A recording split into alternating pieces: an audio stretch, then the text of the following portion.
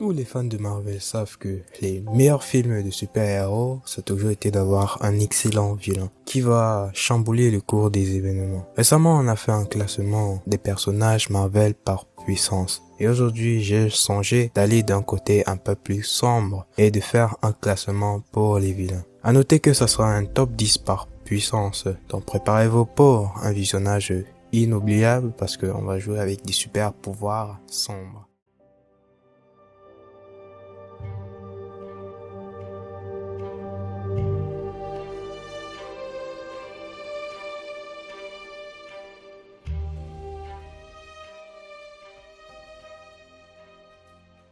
Mes petits tips avant d'entrer dans le vif du sujet, j'aimerais vous présenter quelques points essentiels sur lesquels ce classement sera basé. Notamment, mes sources seront les films Marvel bien sûr, les sources fiables. Et donc, mon classement sera basé sur plusieurs capacités, donc les personnages ayant impacté le plus dans les films, et bien sûr les capacités physiques et mentaux seront aussi bien évidemment considérées avec tout leur arsenal ou artefact. Il est aussi important de citer que si par exemple Thanos est dans ce classement, il va bien évidemment porter le gant de l'infini et les 6 pierres inscrites dessus. Sans plus tarder, on va commencer.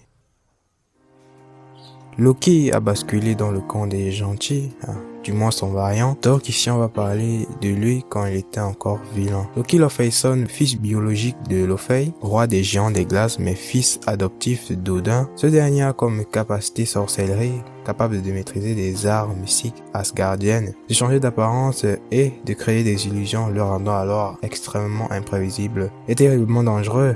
Loki est potentiellement l'un des vilains les plus rusés du MCU. Dans le premier film Avengers, Loki utilise le sceptre Chitauri pour contrôler l'esprit des Avengers, les transformant aussi en pions et brisant donc la cohésion entre eux.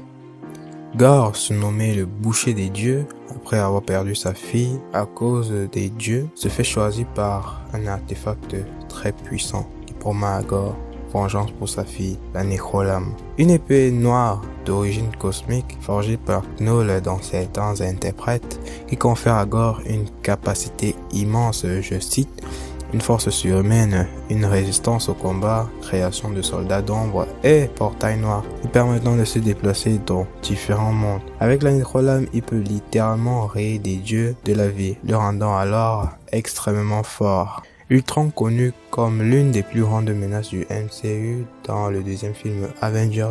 En 2015, Tony Stark et Bruce Banner utilisent un programme de maintien de la paix autonome basé sur l'IA Jarvis et des recherches sur la paix mondiale. Ils utilisent aussi des données extraites du sceptre Chitauri contenant la gemme de l'esprit qui accélère la formation d'une conscience nouvelle. Et de là, Ultron naît, ayant ses propres convictions et objectifs. Ce dernier n'a même pas vécu un mois, mais ce qu'on a pu voir de lui était vraiment terrifiant. Donc imaginez s'il avait peut-être vécu un mois, devait être peut-être impossible à arrêter. Il pourrait même se retrouver dans le top 3. Il pourrait même être le plus puissant vilain qui ne sera jamais surpassé dans le MCU. Ensuite, on retrouve Hela, fille d'Odin, sœur aînée de Thor et de Loki, plus connue sous le nom de la déesse de la mort. Elle peut évoquer les morts, possède une force surhumaine quasi invulnérable à tout. Elle a même brisé le marteau de Thor à main nue, on l'a vu dans le film, puisqu'elle a même manié Mjolnir dans le passé avant d'être emprisonnée par son père Odin à cause de ses envies irrépressibles de régner sur Asgard. Et Thor 3, c'est l'un des rares films Marvel où le protagoniste n'arrive pas à vaincre le méchant. Et on a bien vu que même Thor en God mode n'a pas pu arriver à bout de sa sœur. C'est le Ragnarok provoqué par Surtur qui a pu éliminer Hela. Et j'en profite aussi pour mettre une petite parenthèse et considérer Surtur et Hela à la même place. Donc voilà la 7e place pour Surtur et Hela. Voyageur temporel humain du futur, devenu conquérant, stratège génial et maître des technologies temporelles, Kang est incontestablement l'un des vilains Marvel les plus puissants du MCU. Apparu dans Ant-Man et la Guêpe Quantumania, voyageur dans le le temps pour étendre son empire. Kang n'a pas de super pouvoir inné, mais ce qui le permet d'être aussi haut dans le classement, c'est son appui sur son armure technologiquement avancée provenant du futur qui lui confère une force surhumaine, une durabilité, champ de force, capacité énergétique, système de téléportation, manipulation temporelle. Kang est l'un des adversaires qui perd et qui repart dans le passé pour gagner par la suite. Et si Kang peut voyager dans le temps, ici nous sommes dans une toute autre dimension, genre qui mange une planète comme si de rien n'était. Dans le film 4 Fantastique, Galactus, un être vivant à une échelle cosmique pour qui l'absorption d'énergie vitale, en parenthèse planétaire ou stellaire, est nécessaire pour la survie. Galactus n'est pas un dieu au sens classique. Dans l'univers Marvel, il est une force cosmique unique, souvent comparée aux entités comme Eternity, Death, Infinity, j'en passe. Galactus possède une force surhumaine, une résistance quasi illimitée, déjà que pour le vaincre, on n'utilise pas d'autre capacité que la ruse. Oui, lutter physiquement, c'est pratiquement impossible.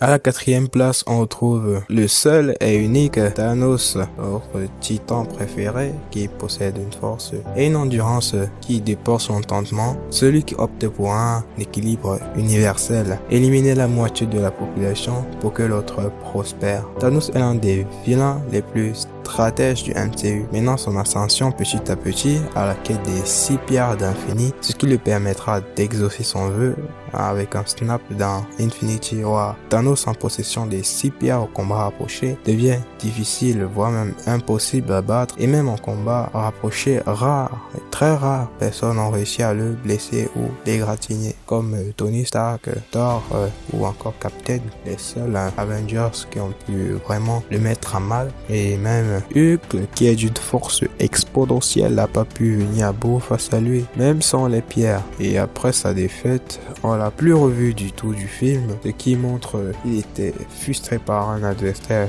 10 fois plus puissant que lui. Et si Dr. Doom est aussi haut dans le classement, c'est sans doute parce que c'est le personnage le plus intelligent et le plus stratégique du Marvel Cinematic Universe. Le personnage qui a le plus manipulé nos Avengers. Oui, car Dr. Doom est un vilain très particulier. Il va directement piocher dans nos Avengers pour en faire ses alliés. Donc l'arrivée des Dark Avengers avec le visage de Tony Stark, le plus grand héros de la saga Infinity, aura donc un grand impact majeur sur nos Avengers. Combinant magie et technologie, il montre même que l'un ne va pas sans l'autre. Victor Von Doom est un être tout aussi puissant avec des capacités un peu similaires à celles de Kang, mais niveau capacité, il est bien au-dessus. Il va être classé plus haut, mais on n'a pas vu tout le développement du personnage, dont sa place est pour le moins convenable. Bon, ici c'est un cas un peu spécial. On parle d'un être où son expansion est universelle. On ne parle plus d'un vilain qui veut conquérir des royaumes, planètes ou qui veut même effacer la moitié de l'univers. Ego est un être céleste qui voit encore plus haut que tout ça. Il veut être tout dans l'univers, donc mettre une conscience de lui dans chaque planète, chaque monde, jusqu'à avoir un contrôle total. Donc si tu n'as pas de pouvoir surnaturel, tu ne pourras même pas essayer de te mesurer à lui. Et c'est juste Quill, Peter Quill, son fils, possède pratiquement les mêmes capacités que lui, qui a pu lui tenir tête. Dormammu reste l'entité cosmique le plus puissant qui ne sera jamais surpassé dans le MCU. Ego, lui, visait l'univers, mais Dormammu, lui, mange carrément des dimensions. Et même Doctor Strange, le plus grand sorcier Marvel, n'a pas pu se taper un avion face à lui, parce que c'est une entité cosmique vraiment très puissante, ce qui montre son impact gigantesque dans les Marvel. Bon, on arrive au terme de la vidéo. J'espère que mon classement des vilains les plus forts vous aura plu. Si c'est le cas, abonnez-vous et likez pour ne pas rater les prochaines vidéos. En tout cas, ça encourage le travail fourni. Et si vous avez un problème avec mon classement, mettez-le en commentaire. C'est avec plaisir que je débattrai avec vous. Sur ce, je vous souhaite une excellente journée, une agréable soirée. C'était King Def pour vous servir.